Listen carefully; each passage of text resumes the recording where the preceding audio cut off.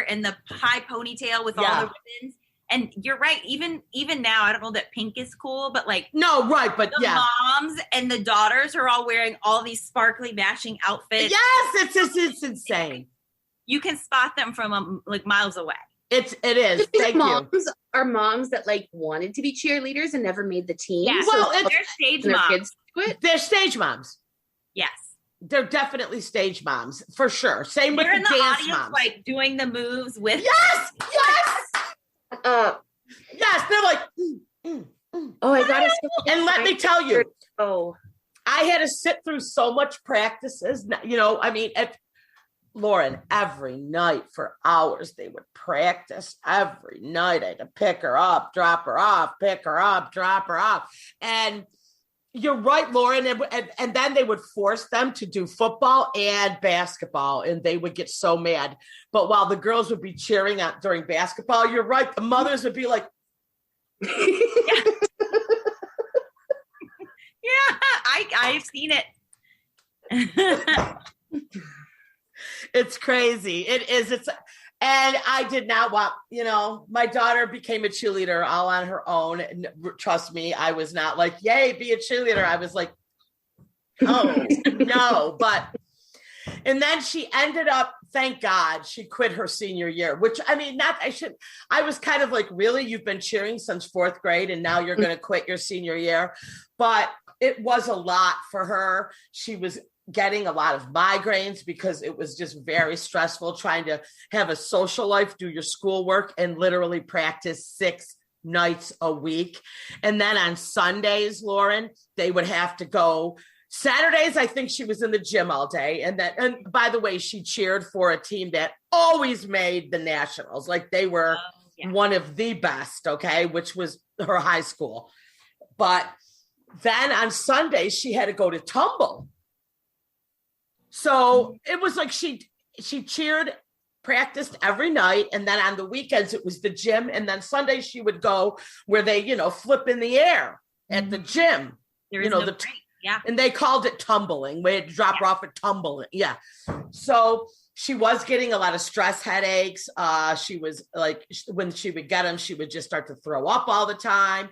And it was all, I think, anxiety because her schedule for a young kid like that, it was a lot. And she struggled in school academically, which, didn't help that. And plus she had a stupid mother who couldn't even help her with any homework. So it was tough. So her senior year, I'm like, you know what? It's fine. Quit, enjoy yourself because you're going to college next year. And then the party's over again. But it worked out fine. Lauren, did you do any of those sports? I was in ice skating. So it was pretty rare for Louisiana though. So we didn't get an ice rink until I was like 14. Wait a minute. That's when I started. That's funny because Margaret was a figure skater. We have got to get her. Oh yes. My God, really? Yes. Huh. Love that. Yep, Margaret was. That she did that for a while. Remember, Jen? I was like cracking up when she told me. I was like, it fits. It fits. But so yes, Margaret is going to try. We're going to try to record with her sometime this week. Her and Teresa. It's really hard to pin those two down. So yeah. So you did figure skating. Yeah, and my dad was always the one at the rink with me. Like he was so laid back and it's like he's just like a hippie. So he's just like, yeah, you want to do it? Go ahead. Good job. Yeah. Like, encouraging me. And like there were a couple of skating moms there, but we were pretty small towns. So there wasn't a dance mom atmosphere, but I'm here. I've seen it. Sometimes I would go to the rink to skate. And the moms sit there and they watch and they talk about all the daughters and who's doing like the daughters of other cities. Even they're talking about them because they want them to be like in the Olympics, right? Yeah. You have to start like at what age to be? That's like 2, like 4, 5. That's probably you're destined at that point. You have to do it then. That's crazy. Yeah. I mean, cheerleading for me, I just felt also, She was her junior year, they had a flyer, which that's the girl that they throw up in the air like a rag doll, and they catch her, right, Jen? That's what that is. They call it a flyer. Yep. So this girl sucked, and she would come down and like go like this on her elbows. Okay. And she was always hitting my daughter in the shoulder, and my daughter's shoulder was always so black and blue. It was scary. So I took her to the doctor, her pediatrician, and I was like, this is, and he's like, she has to sit out for a couple of weeks and let this heal, because she's going to end up with real problems because it's a lot of pressure hitting it. Right. She was always sore. So I went and I told them, do you know what they told her? Absolutely not. We can't afford to have her sit out. And they said, take some Advil and keep going. Yep. So that's when I finally said, you know what? She ain't getting scholarship money. Is it worth her having a lifelong injury to her shoulder because this chick was coming down and hitting her wrong? But anyway, they ended up changing flyers. So this girl wasn't hitting her anymore. But a couple of my daughter's good friends to this day were cheerleaders with her, and a couple had broken noses, broken shoulder blades were very common, a lot of concussions constantly. So people don't realize like how like rigorous cheerleading and dangerous it is. Like these girls get the shit kicked out of them. It's brutal. Especially when they drop those flyers and they fall on them, and then they all fall on that hard floor in the gym, and so it's pretty brutal sport too. And they just made cheerleading a sport like the last couple of years, I believe, like see it as a sport now. When I was like, championships play on ESPN. Do they? Oh yeah, the Disney World. Okay, right. I went. That's yes. So, yeah. I think we 100% know why those are on ESPN, and it has nothing to do with it being a sport. Yeah, Jen, it totally is. Oh man, I tell you, but did you guys watch that whole documentary about the cheerleaders that was so big? No, because I heard it was so sad. Was it? Here, right? Yeah. I watched the first couple episodes and I was like, I live this. I'm not watching it. I hate anything about sad kids. But I mean, trust me, it was just so much. And then on top of the cheerleading, they would have all these sleepovers and they would light the candles and do like it was just it was a lot for her to. Are you just talking about regular sleepover stuff? Like Liza Feather? No, like with the coaches, like they was like a bonding constant with the cheerleading. Yes. Yikes. So no, they would have like these cheerleaders, like these sleepover. It was a lot. But you know what? I mean, they were like, it was a lot. But isn't like sports like that? Like I had another friend whose daughter played lacrosse, and it was the same. Constantly, like between the games and the dinners and the sleepovers and it was a lot. But she now plays lacrosse for a D1 college and went totally free for 6 years. My daughter is bartending. She ain't doing shit like that. So for me, her shoulder didn't get injured. Her shoulder, girl, they kept falling on her. I don't know, but my daughter's fine. She can shake that martini and she can shake that drink. She's fine. She's hanging in there, my kid. Oh man, she's leaving in 2 weeks. My oldest will be gone. So she better get that martini shaking hand open, because I don't know where she's going to get a job. She found a job at a bar already. They already like already in New York. Yeah. She applied for a couple other jobs, but they told her that they really were like, you know what, we need somebody within like the next 2 weeks. And, Alexa was like, I'm not going to be there for a month, whatever. So now she's just like, I'm not really going to seriously job hunt till I get there. But she did get 2 bars want to hire her.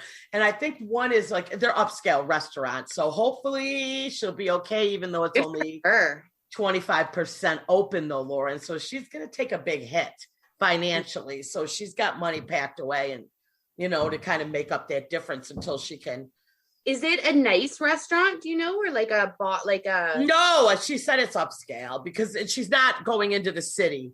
Just because a girlfriend of mine, she works at a really upscale restaurant here, and she figures she's doubling her tips from pre-COVID money because because they have a bar as well. She's like, nobody's going to the bar, but like the upscale restaurant, people just figure it's way cleaner. They're jam-packed all the time. Yeah. And insane tipping. Yeah, I mean, her restaurant, the restaurant, you know, it's her dad and the kids are the restaurant now, is pretty crowded and it's upscale. So she has, she has customers that come in to just have like cocktails, but she, you know, she makes all them fancy drinks is the, you know, where the money is. Like she does all the specials and she has all them stupid mixology books and she like, you know, does all the muddling. It's like a whole That's awesome. thing.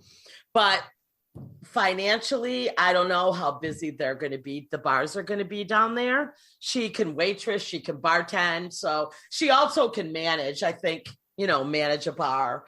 But I told her I didn't want her working like in Manhattan and then like taking the train back home at like 1 a.m. So she's sticking to things that she could drive and park because they have a car because they have off-street parking. Because she's like a 25-minute train ride out of Manhattan. Yeah. Good. And her boyfriend's in Brooklyn. So he's like an hour though, because she's at the whole other end. And her boyfriend lives in Brooklyn. But he also has off-street parking because he's in like Bushwick or something. I don't know. I'm predicting she'll only be there a couple years and then she'll be back. But her sister's pissed because she's got to run the restaurant while Alexa goes off and tries to find herself. Right? Which I can understand. My poor Marissa's like, you know, she's like got to run that whole restaurant by herself until Alexa decides I found myself, I'm coming back. There's a reality show right there. Oh, please. You'd have no idea. Yeah. I mean, my youngest is really cut out for the bar, restaurant, nightlife. You know what I mean? My youngest she's also very quiet and more like can take a lot more shit, I guess. Where my Alexa is very like hee and bubbly and small talk, and she's a great for bartending. I mean, people love her. She's really good at that. But if there's a problem at the back end of the restaurant, Lauren, she's in the bathroom crying. Oh. If a customer yells at her, she gets upset and cries. Where Marissa handles it like you know what I mean? Mm-hmm. They are too, but it worked for the business, Lauren, because Alexa really did the whole socializing part of it, where she got all the regulars, where Marissa kind of runs the place. Yeah. So now, I don't know. We'll see what happens, but Marissa's passed. I think a lot, they're like so close. They like have lived together. They live together. They work together. And they go out together at night. Like they really are very codependent on each other. But I think that my youngest right now is struggling with like being so upset that she's moving. That's coming out as like anger. But I think she's really upset. But I don't know. It hasn't really struck me yet that one of my babies is moving away, but she's only 5 hours away. So, plus I have a place to stay when I want to go to New York now. That'll be good. Yeah, I have a pull-out bed in the living room, so we'll see. Okay, so what other stories do we have, Jen? That was the only big story I had. Okay, let's talk about periods. Oh, Jesus. Okay, yeah. Not where I thought you were going. So, passive aggressive Facebook, and you're like, let's talk about periods. Oh, you were going to talk about passive aggressive Facebook? Okay, we can talk about periods first. No, I was just only thing. Yeah. Because we talked about this earlier and how much everybody hates their period and everything. Right.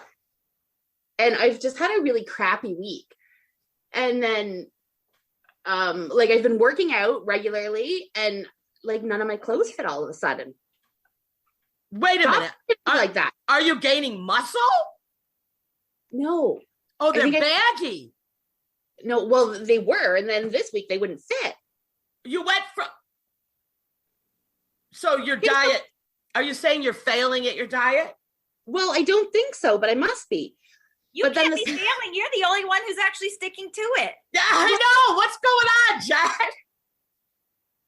Okay, so long story short, this morning my period came and I was like, oh, that was it. I've been bloated for a week. Oh, that's why you were like, I just can't. I'm so glad I got my period. I had to work, my jeans were baggy again. Oh, okay. I get it.